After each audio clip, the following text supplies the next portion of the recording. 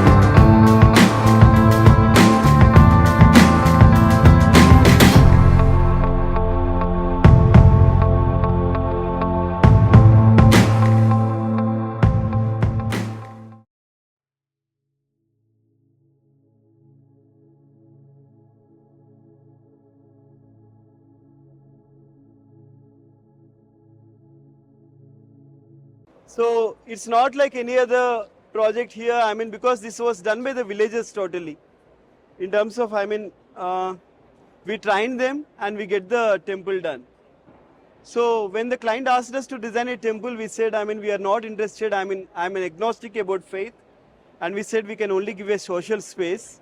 So for that reason, it was designed more like a social space than temple. Yeah, thank you. Can you explain why this? Why did you use brick as a material? Yeah, brick is not a choice here. Brick came in the process. Like we haven't started like we want to work with brick, we want to work with concrete, we want to work with this. We don't have such thinking at all. Here, particularly for this project, this happened. Because the entire village is like they are against the stone. The initial concept is done in stone, but over time, it was turned into clay, which is the first material in that particular village. So that's the reason, that's how the brick came into the picture. It's not like we started with the brick, this particular project. We started with the stone instead. It was turned into a brick project. The way we have done this pavilion, the way we started the pavilion also in the brick, but it turned into these aerocon panels with the process. So the projects are like that. That's how the things are. This is an outcome of the process which happened in like almost like 1.5 year process. So, but even the client is a so powerful person who can change the village opinion also. So for that reason, we have to reach at the brick. And apart from the compound wall, which see, I'm talking like it's the basic Hyderabad style I'm talking, but it's not compound wall. The periphery which was there, like it's not like a regular temple. We have this kind of a jali wall, which some kind of a porous kind of a material which is there. So Telugu Medium is a restaurant. It's 5,200 square feet of a load-bearing structure. When the client came to us, they came to us saying that they want to build something in 3 months. Something with a steel structure and like a deck sheet, which is a typical practice, I think, for all hospitality projects across the city. And I told them that we'll skimp on the fees if they listen to us and do something that I saw recently. And I'm going to let Manu talk about it with us. Manu was one of the main reasons why Telugu Medium happened. He had just introduced me to a shallow dome. And the minute I saw it, I said, we have to do this somewhere in the city because, it'll trickle down if we do this. So the clients agreed. And when we showed them the concept, they really liked it. They liked that, it was going to be a dome and all that at that conceptual stage. I think by the time we got into construction, they started having doubts about it because they're like, there's no concrete in this entire building. Apart from Not just them, in fact, a lot of other people. Everybody. I think people were coming in, looking at it and saying, I don't think it's a good idea. People are going to be sitting in the restaurant and I think it's going to collapse. Can I give an example? Sorry. Yeah. So there was a. So there was a. Can you introduce yourself for everybody? Yeah, I'm Manu. I'm from Thumb Impressions. It's a practice which has architecture and execution in its core, and we try and work with materials like bamboo, lime, and mud. And I must add, his craft with bamboo is absolutely brilliant, and he is designing the India Pavilion with Rajiv Sethi in Japan for 2025. Thank you. We have so many gems in Hyderabad, and I've made it my life's mission as far as architecture and design come out to bring it out. Thank you for that. Where was I? Sorry. So there was a instance where while the first slab was getting louder. First slab was getting made in Rohtak Dome. These are artisans from Rohtak in Haryana. There is a particular artisan named Azad whom we work with. He had come down and we had organized a small meetup of architects and engineers of Hyderabad. A lot of students came, a lot of practicing architects came, a lot of you are here.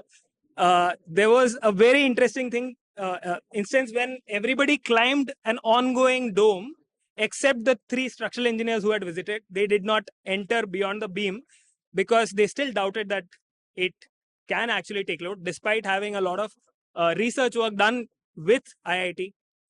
Despite that, they had their doubts because, that's an interesting thing to see that people who actually should be working with geometry are unable to understand the geometry beyond a point. It's But yeah, it was an interesting learning curve throughout the process because a lot of people got involved, came, visited the site to understand what is happening, met Sona, understand how the design kind of governed the dome size and how domes and vaults actually informed it back. So the grid is also like working on both sides. So the dome size is about 20 feet by 20 feet, and that's the maximum that you can do a shallow dome in. So we kept it in that grid, and wherever we couldn't do that, we did vaults. But the whole idea, honestly, of this project was to say that we can do load-bearing structures, at least a G+1, where we don't have to, dig unnecessarily or add like a foundation or add like unnecessary columns and things like that. It was one to set an example for that. And two, I think, is to like bring back traditional skill that we have in the country. And I think it was more that it was to celebrate that more than I think, to just make a restaurant for a client. So this is a house on road number 46, Jubilee Hills, with a lot of dense, there's a lot of, with a very densely populated sort of an area in Jubilee Hills. There's lots of homes all around it. The site, as you can see, is long and narrow. So that was the first challenge that we had to deal with. It was also south facing. So while we wanted to open it up on the road, we wanted to make sure that we're not attracting a lot of direct heat from the sunlight. So, okay, before we even start talking about that, one of the biggest things that we call our mission now in the office is to work with climate control so that we minimize the need of mechanical ventilation inside the project. So once we do our programmatic design, how we want to play around with the layout, we want to try and see what are the steps that we can take to reduce the amount of dependence on mechanical ventilation. So things like, if you see, all the large windows that we have are all sunken in. The south, we've introduced this massive wall that's, of course, to also barricade it and to provide privacy and a little private garden, but more than that, to barricade the direct heat that you would get from south facing. And all the really deeply sunken large windows, like from anywhere you see, it's all sunken in, so that sunrise don't directly hit any of the glass faces, which otherwise will transmit it internally. So these are a couple of our very strong missions to make sure that we protect the house from direct heat, which Hyderabad is very prone to. We want to make sure that it is programmatically divided nicely for the family to use all the spaces as effectively as possible. So in this project, what we did was, because it was really long, we didn't want to provide entrance towards any of the edges. We provided the entrance right in the middle, and it's like a courtyard. So, we tried a modern representation of a traditional Indian courtyard, and that becomes the entrance. And then we have a public block, and then we have a private block. So this is entirely a public space, and this is all their bedrooms, the night spaces, and their family room and kitchen and family dining and things like that. The third thing that we love playing around with, especially at the end of the project, is to evaluate the leftover materials while construction and build something really memorable out of it. So like, for instance, in this project, we used a lot of brick, and all the leftover brick, we built a little sculptural bar on the roof. So this is a restaurant on road number 45. It's called Four Fathers. It's roughly on 1,300 square yards of plot, 1,200 square yards of a plot. So this being on a very busy main road, we had to configure the building program in a way that the entire built form comes to the front of the plot and the open areas go to the rear of the plot. Also, there is a nice public park or a government park at the rear of the plot. So if you look at the whole space, the entire building is designed in 3 canopies, 3 gable roof canopies. The front canopy, as you see it here, this canopy houses the entrance. The center canopy houses all the kitchen and indoor seating and all the noisy activities. And the rear canopy houses the seating for the backyard, and it works as a semi-open seating pocket. So when clients came to us, they said they would want to do a property where they reinvent the traditional cuisine of India. So to translate that activity into how can we represent that particular thought into architecture, we picked on the idea of working with a very basic vernacular age-old material and representing in its all modernity. So the construction techniques, cladding techniques are quite unique and interesting, but the materiality of the space is as old as probably 5,000-year-old. Brick is roughly 5,000-year-old. So the connect with the material palette is something that I think even if it is so basic in today's scenario, the F&B spaces are so loud, or they're going extra mile in being visually entertaining. We thought bringing back the basic material into visually entertaining spaces could be a little interesting. So we also felt it's a risk at a point if we are not visually entertaining. So the entire project is made in one single material. It's terracotta. You can see floorings are done in terracotta, walls are done in terracotta, roofs are done in terracotta. Other than terracotta, you'd only see composite concrete and steel being being the structural elements in the space. So yeah, it also has a lot of play of light as well. Like you see the front and the rear canopies has glass inserts in the terracotta tile, which is a well-known industry product. But these the natural light passing through these roofs render the space very, very well. The shadows transform as the sun moves. Geometry of the shadow on the floor also transforms as the sun moves. So when we kept the material palette so simple and so basic, we thought there has to be some intelligence in the way we present the space. So there are a lot of interesting pattern details and techniques patterns that we evolved with the same brick, which brought in a lot of richness and texture into the space. So it's kind of a paradox where the entire space is in one single monolith material, but there's a lot of intricacy in the way it is put up and it is shown. This section sort of runs through the entire house, and since this being a brick focused exhibit, we thought we'd concentrate more on how we came up with that section and the series of lintels that divide the brick wall, which run through that entire courtyard and all that. So we are no purists by any means here. So and also this is a very old project. But we concentrate more on how any space feels rather than the feeling of being in any space. So that whole concept of inside and outside and that permeability, we really wanted to see how much we can stretch it with that. Because when you really think of walls, you always think of solid ones, right? So we really wanted to see if there are really perforated walls, how do they really separate spaces from outside and inside and all that. So yeah, even though brick is used here, the main part is only that it was in a huge mango plot, and we didn't remove any of those mango trees, and the whole house was built around it, and some of the trees come into the courtyards, and some of the trees come into the water and all. Usually, we intentionally put courtyards, but here it came as a consequence of those trees. And when you walk through that entire site, you see a lot of mango trees and all that, and you just see a plain cotton steel door, and the house is pretty much not visible when you're coming through the driveway and all that. But once you go through that cotton steel door, you expect to go into an indoor space, but you actually enter into the courtyard directly, and that sort of takes you aback. And that when we were first doing it, that feeling was really very powerful. And if you see how we treated that whole central space, it has a very spiritual nature to it.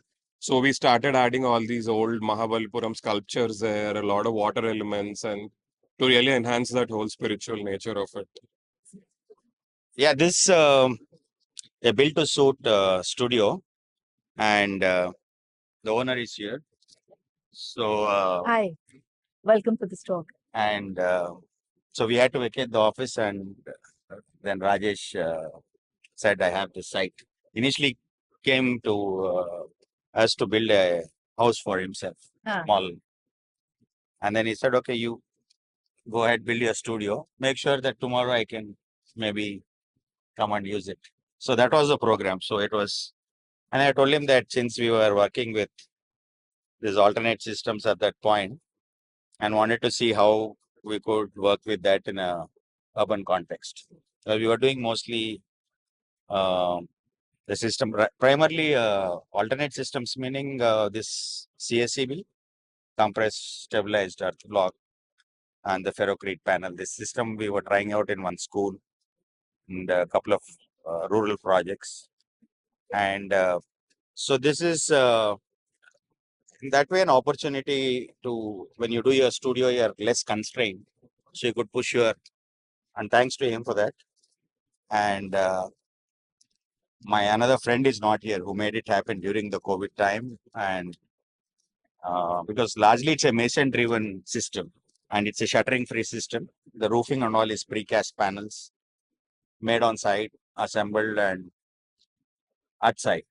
So the bricks were made on site. We didn't have the soil at the site, so we had to get soil from outside. But even bricks were made at a site adjacent to this. And so largely a mason driven house, and no further finishes, even like flooring, because the same precast panels like you see are polished. So that way it is a very resource effective system. And coming to the context here, we were hemmed in around by 3 buildings. These are the 3 blocks. So the opportunity for views or anything was not there. They were too close, AC machines on all sides. So this was only, west was only opportunity. So east a little bit. So we opened it up this way. But then we had this louvers to negotiate with the west and east. East we didn't place them finally, no budget.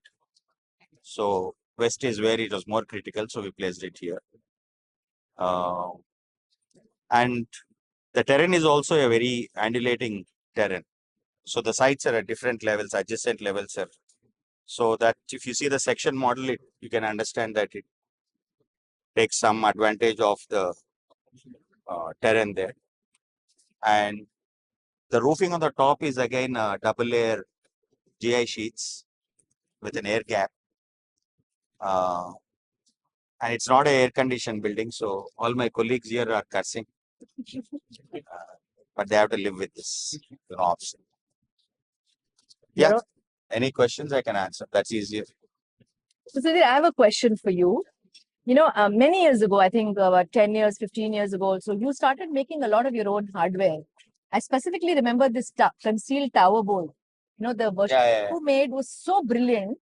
And I mean, it takes a lot to design something, execute, convince your client, get a vendor to, and put it in the market, like literally. And then, I mean, the trader guy will say, this is a tower bowl designed by Sudhir.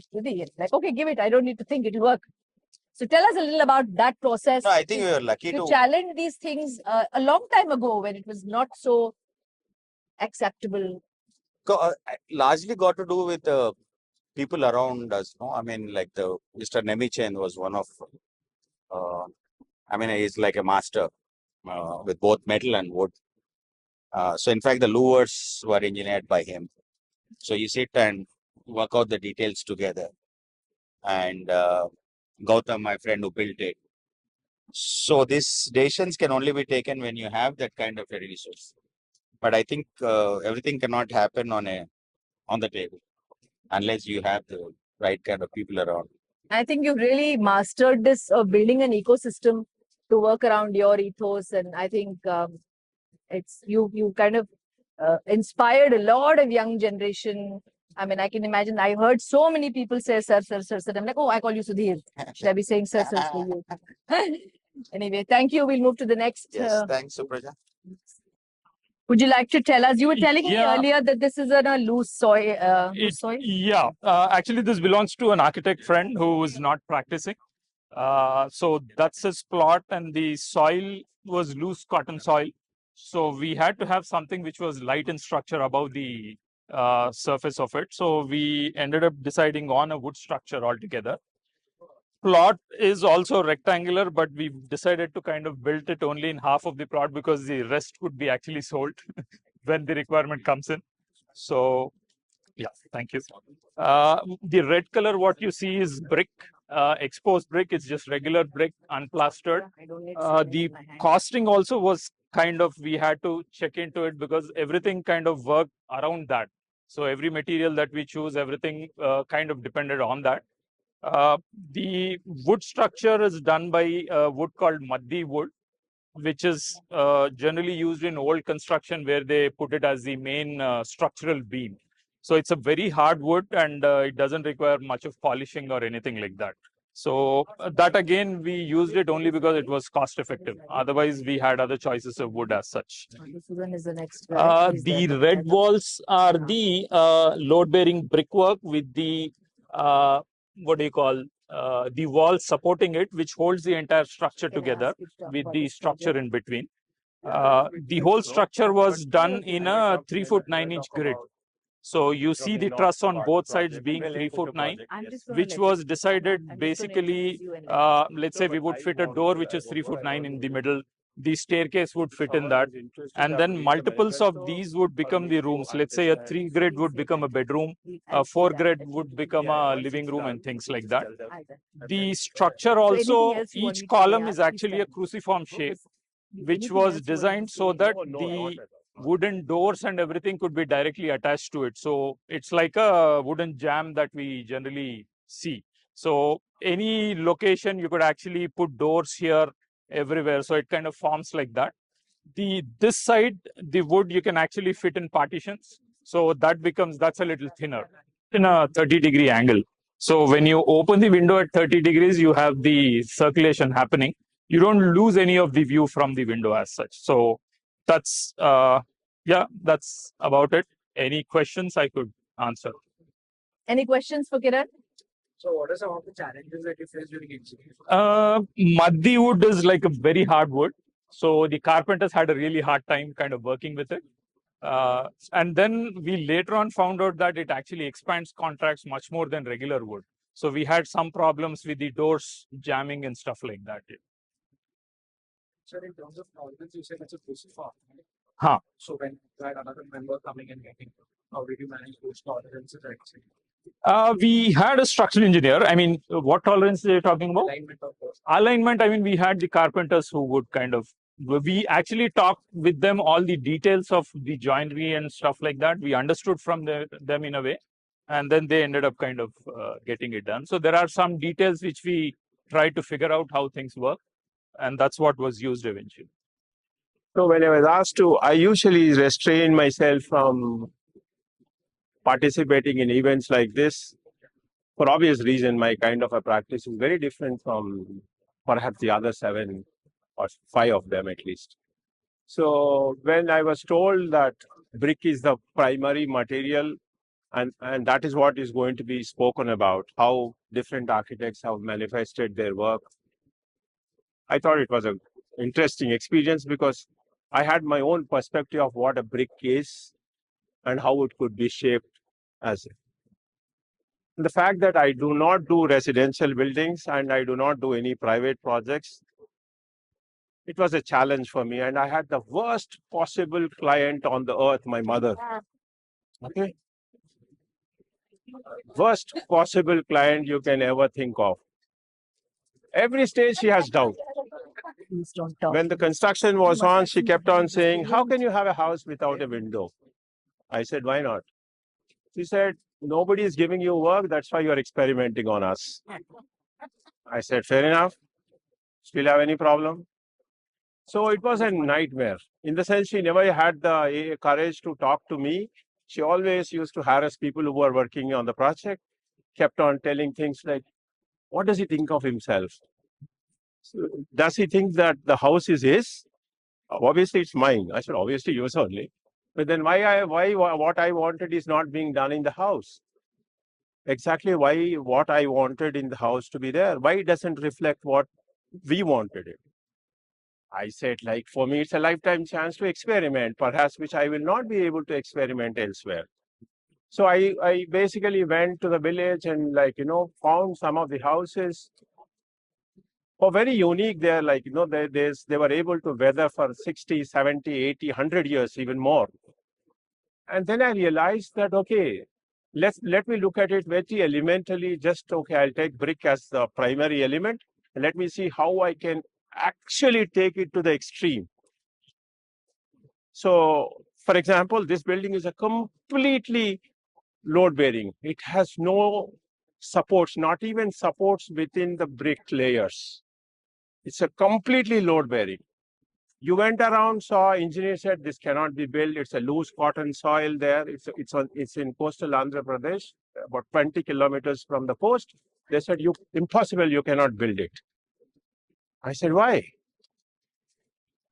They said, like, you need to have a pile foundation. You cannot have a normal foundation. So for me, it was less about design, more about the struggle. How do I cannot go back on what I wanted to do. At the same time, I cannot yield to my mother's pressures of, like, still she used to say, still you have a chance to change. It's okay. I said, no, we will take it to the extreme, no matter what happens. And in that trauma, I remember an incident. I went to Ahmedabad and met Professor Doshi, and I showed him the plan. He said, I haven't seen a better plan. I'm just not exaggerating. He just said, I haven't seen a better architectural plan for a load-bearing construction than this.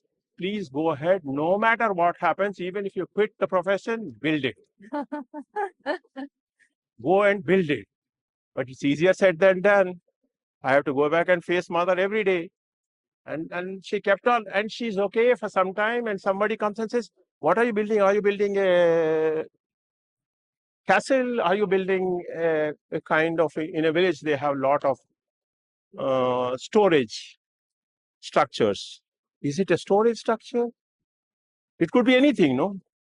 And as it kept on coming up, and she was becoming more nervous. She said, how can anyone stay in this? I said, wait for it to get completed, no? Why are you like? But then she'll keep quiet for a few days, and then she'll start niggling with the people who are working, and it was a nightmare.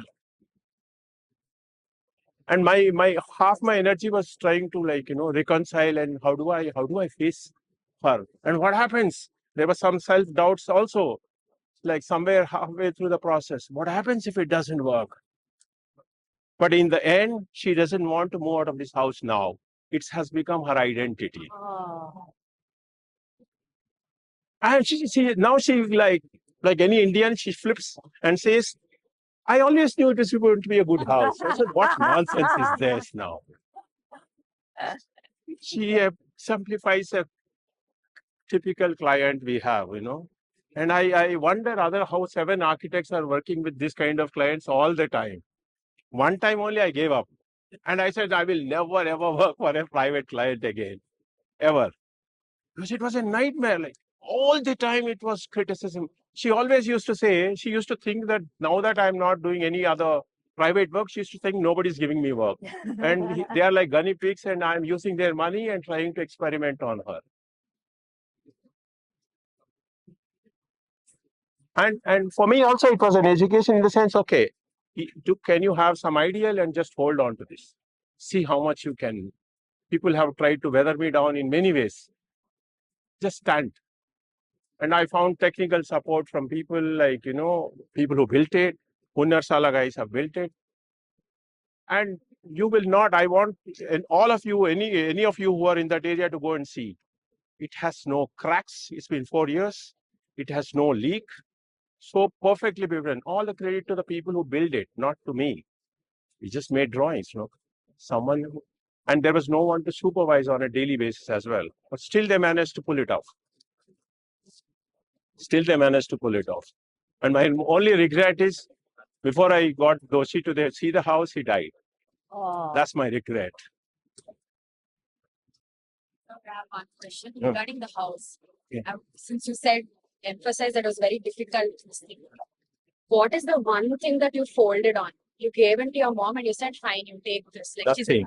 Nothing. Absolutely nothing. That is what I am very proud about, more than the house, that I didn't yield to her. But what did she want that you really did not? First she said, this doesn't look like a house. I cannot satisfy her. I get what she's saying. Then she said, this can be used for anything. I said, tomorrow, like after some time, you people will go, I will use it as an office. What is the problem? You said that. Of course it is. No, it is reality also. I said, like, I will move there and I'm seriously contemplating. It's a compound. I can use it as an office and stay. What is the problem? It still works fantastically. So one more question, sir. What do the people in the village call the house? They don't know. Well, it was building. It was. Like, what do they say? No.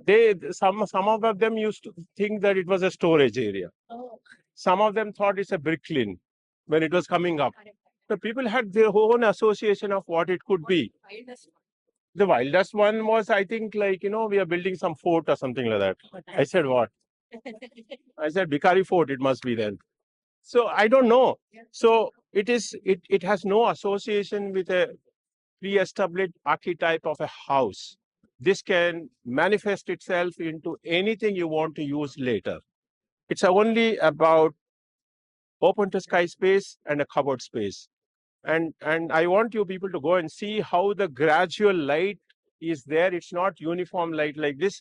There's a gradation of light within the house.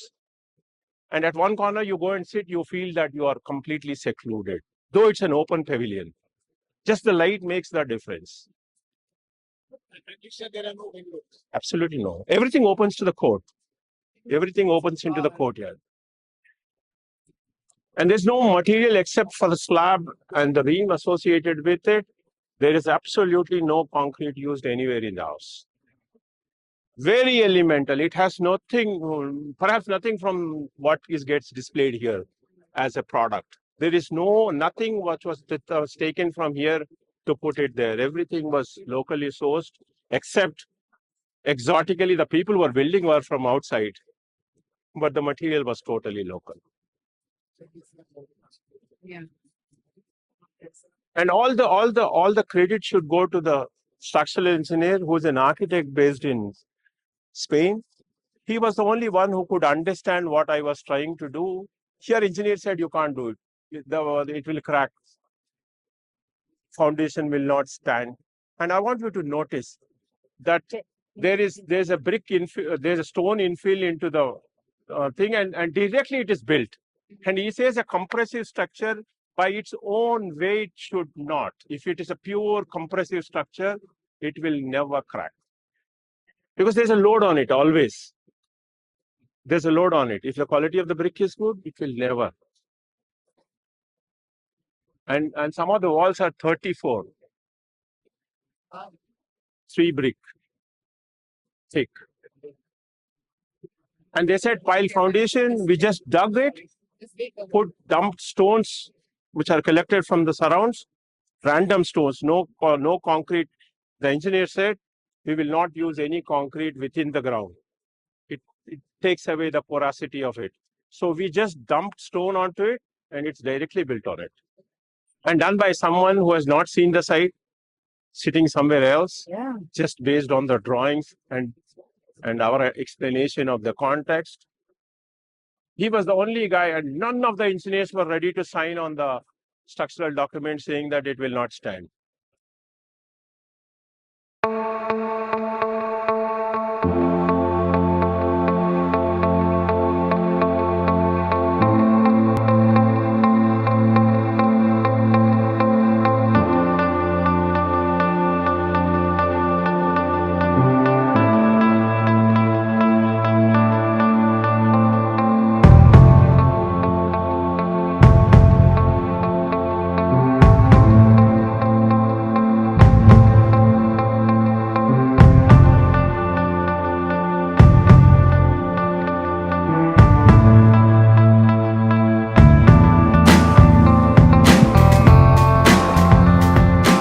This is MoT from Hanuman Enterprise and the Brick Store, and we are here as a partner of Museum of Telangana 2.2. I'd like to thank all the practices that we have collaborated with here in Museum of Telangana and the curator Supraja Rao for making it such a massive hit.